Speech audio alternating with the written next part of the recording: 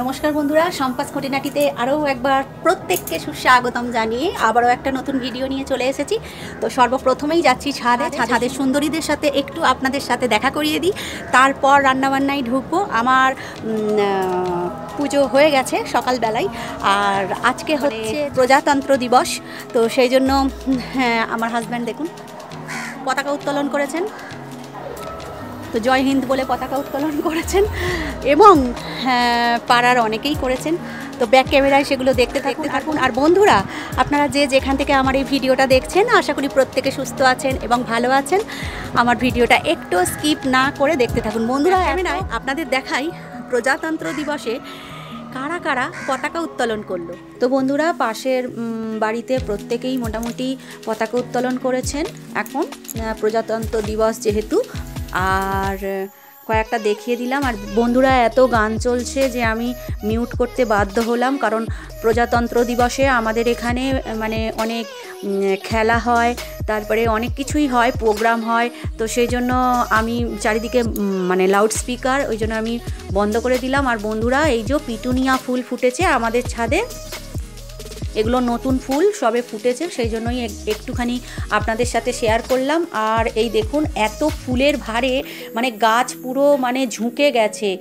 আর কিছু কিছু ফুল মানে নষ্ট হয়ে যাচ্ছে। কিছুদিন আগে যে বৃষ্টি হলো, এগুলো তো সিজন ফ্লাওয়ার, তো সেই জন্য বৃষ্টি হলেই মানে নষ্ট হয়ে যাওয়ার সম্ভাবনাটা বেশি থাকে, নষ্ট হয়ে যায় আর কি।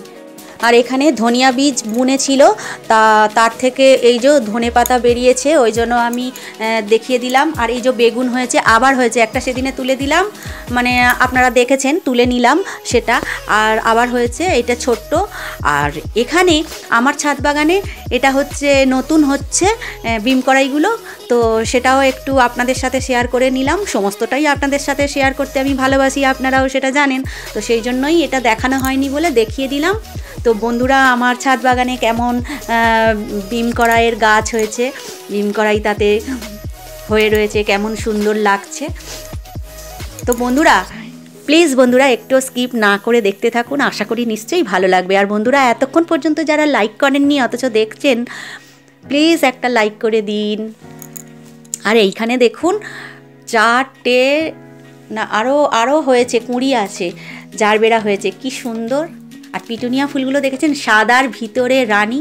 আর এইবারে বন্ধুরা চলুন একটু নিচের ছাদে, ওটা তো ওপরের ছাদ, আমি তো বলি আমার ছাদটা বেশি বড় নয়, তো নিচের ছাদটাতে এই যে প্রভু করেছেন, এই যে গাছ বসিয়েছেন। আর আমি না এগুলোকে ঠিক কমলা লেবুর মতন মনে হয়, এই গাঁদা ফুলগুলো ফুটেছে নতুন। আর এই ফুলগুলো একটু দেরিতেই ফুটলো, ওপরের ছাদটাতে আগে ফুটে গেছে।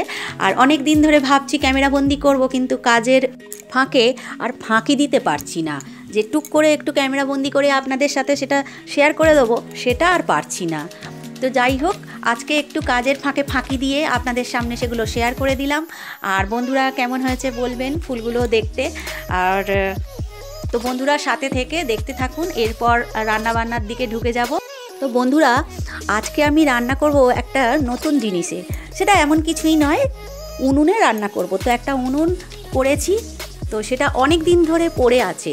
তো আজকে ভাবলাম এই শীতের সময় ছাদে রোদের মধ্যে সেই উনুনে রান্না করি, তো সেই জন্যই সেই উনুনটাতে রান্না করব। এবারে জ্বালানিও তো দরকার, তো জ্বালানিও কিছুটা ছাদে তুলে এনেছি। আমাদের যে বাগান ছিল, বাগান থেকে যে কচু গাছ কাটছিল, আপনাদের সাথে তো সেটা শেয়ার করেছি, তো ওই বাগানে অনেক গাছ শুকিয়ে পড়ে রয়েছে, তো সেইগুলোকে জোগাড় করে এনেছি। করছি আলুর দম, মানে ছোট আলুর দম, আর করেছি কড়াইশুঁটির কচুরি। তো মানে বন্ধুরা, কি বলবো, খুবই দুঃখের বিষয়, ক্যামেরা করার কেউ নেই বন্ধুরা, ওই জন্য আমি মানে পুরো উনুনটাকে ধরিয়ে মানে ওটা মোটামুটি হয়েই গেছে। ধনেপাতা দিচ্ছি, দেখতেই পাচ্ছেন। আর এরপর চাপা দিয়ে রেখে দেবো, তারপরে করে নেব কড়াইশুঁটির কচুরিটা। কড়াইশুঁটির কচুরি করেছিলাম আজকে 26শে জানুয়ারি, সকালের ব্রেকফাস্ট হচ্ছে কড়াইশুঁটির কচুরি আর ছোটো আলুর দম। আর বন্ধুরা, কেউ ক্যামেরা করার নেই বলে আমি এইভাবে মানে আর দেখাতে পারলাম না আপনাদের সামনে। আর কোথায় ক্যামেরা সেট করব আমি বুঝতেও পারি না, খুব একটা পারিও না ক্যামেরা করতে, আর কেউ ধরারও নেই, বুঝেছেন তো বন্ধুরা। তাই জন্যই একটু ক্ষমা চেয়ে নিলাম। আর আমার প্রভুকে বললাম, প্রভুও দেখিয়েই দিল যে খুব সুন্দর হয়েছে আলুর দমটা। আর সবার খাওয়া হয়ে গেছে বন্ধুরা, আমি লাস্টেই নিচ্ছি, সবার শেষে খাবো। তো একটু খেয়ে নিই, তারপরে দুপুরে রান্নাবান্না করব। সত্যি বন্ধুরা খুব সুন্দর হয়েছিল ছোট আলুর দম আর কড়াইশুঁটির কচুরিটা। এই শীতেতে তো এটাই মানে একেবারে জমে যায় বলুন, ব্রেকফাস্টে, শীতের ব্রেকফাস্টে কড়াইশুঁটির কচুরি আর ছোট আলুর দম। তো যাই হোক বন্ধুরা, ছাদের মধ্যে আজকে কাঠের জালে রান্না করার ভীষণই ইচ্ছা। প্রভু তো হেল্প করেই, আপনারা জানেনই। তো কাঠগুলো এনে দিয়েছে নিচের থেকে, বাগান থেকে, আর আমিও ওগুলোকে গুছিয়েই রেখে দিয়েছিলাম। তো যাই হোক বন্ধুরা, আমার খুব ইচ্ছা, পুরোটাই দেখানোর ইচ্ছা ছিল, কিন্তু ইচ্ছাটা আর পূরণ হলো না। জানি না এরপর যদি কাঠের জালে করি তাহলে পুরোটা দেখাবো। আর আজকে মোটামুটি রান্না হবে পকোড়া, চিকেন পকোড়া, আর এই মৌরলা মাছ এনেছে, এটা ভাজবো। তো কি করব, আর চিকেন এনেছে, এটা তো হবেই, চিকেন রান্না, চিকেন কষা হবে। তো যাই হোক, যা যা করব দেখিয়ে দেব। আর পুরোটা তো দেখানো সম্ভব নয়, কিছু কিছু মুহূর্ত তুলে ধরবো। যেমন আমি তাড়াহুড়ো করে সমস্ত কিছু, মানে আগুনটা এত জ্বলছে, তাড়াতাড়ি করে রান্না হয়ে যাচ্ছে, বুঝতে পারছি না। আর প্রভু মাংসটা কষছে, আর আমিও একটুখানি ক্যামেরাবন্দি করছি সাথে সাথে। তো আমিই বললাম একটুখানি করে দাও না, আমি তাহলে ক্যামেরাটা করতে পারি, বলুন যাকে হোক না। আর আমার প্রভুও খুব একটা ক্যামেরা করতে পারে না, বুঝেছেন তো। শিল্পী মানুষ হলে কি হবে, সবাই তো আর সব দিকে সামলাতে পারে না, এই দিকগুলো সামলাতে পারে। তো ওই জন্য আমি বললাম যে তাড়াতাড়ি করে তুমি তাহলে চিকেনটা বসিয়ে দাও, আমি তাহলে একটুখানি ক্যামেরা করে নিই, বলে সব জোগাড় ওকে দিয়ে দিয়েছি। ও চিকেনটা করছে, করুক, আমিও একটু ক্যামেরাবন্দি করি। কি বন্ধুরা, ঠিক করিনি বলুন তো? তো যাই হোক, এবারে করছি এগুলো। তো বন্ধুরা সাথে থেকে দেখতে থাকুন। আর বন্ধুরা, এই কড়াটা কিন্তু আমি নতুন কিনেছি, আপনাদের সাথে সেটা গল্পটা বলে দিলাম। কারণ এই কড়াতে করব আমি কাঠের জালে রান্না। এটা হচ্ছে লোহার কড়া। আমি বললাম না যে লোহার কড়ায় রান্না করব, আর কাঠের জালে তো কালি হবে। আর এর জন্য তো মানে আমাকে একটু মুখ শুনতে হবে পুতুলের কাছে, এটা আমি বলে দিলাম। পুতুল বলবে, বৌদি তুমি কি করেছো, এই কড়া কালি করেছো, এ কড়া আমি মাজতে পারবো না। দেখো না বাবারে বাবা, এই না যুদ্ধ আরম্ভ করে দেয় এসেই। আমার তো খালি সেই আছি মনে, যে কি হয় কি হয়।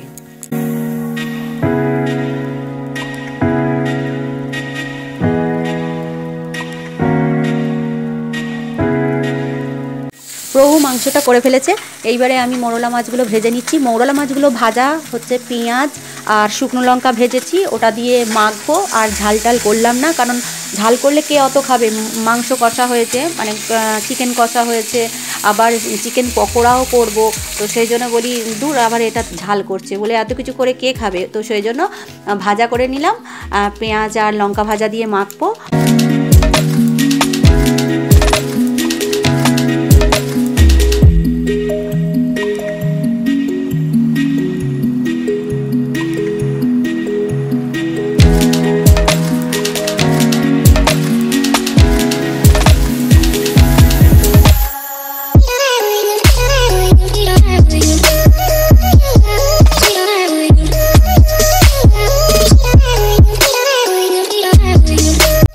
বন্ধুরা, উল্টোপাল্টা হাওয়া চালাচ্ছে বলে মানে চোখেতে একটু ধোঁয়া লেগে যাচ্ছে, আগুনটা মাঝে মাঝে নিভে যাচ্ছে, তারপরে আবার জ্বালাচ্ছি পুনরায়।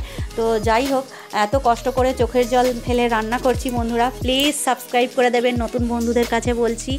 আর আপনাদের কি একটুও আমার ভিডিও ভালো লাগে না, তাহলে কমেন্ট করে জানাবেন, তাহলে আমি ইউটিউব ছেড়ে দেব। কারণ এত কষ্ট করে একটা ভিডিও বানাতে সত্যি বন্ধুরা প্রচুর কষ্ট হয়, মানে প্রচুর মেহনত করতে হয়, যেটা আমরা এই পথের পথিক যারা, তারা সবাই জানি।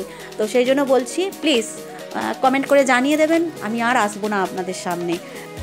ভালো লাগা মন্দ লাগা সবটাই আপনাদের সাথে শেয়ার করি, আর করতে চাইও।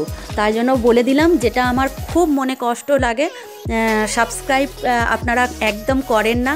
আমি জানি না আমার ভিডিওটা কারোর কাছে পৌঁছচ্ছে কি পৌঁছচ্ছে না, হয়তো পৌঁছয়নি, সেই জন্যই হয়তো আপনারা মানে আমার ভিডিও দেখতে পাচ্ছেন না। আমি ঠিক বুঝতে পারছি না, আর আমি অতটা বুঝতে পারিও না।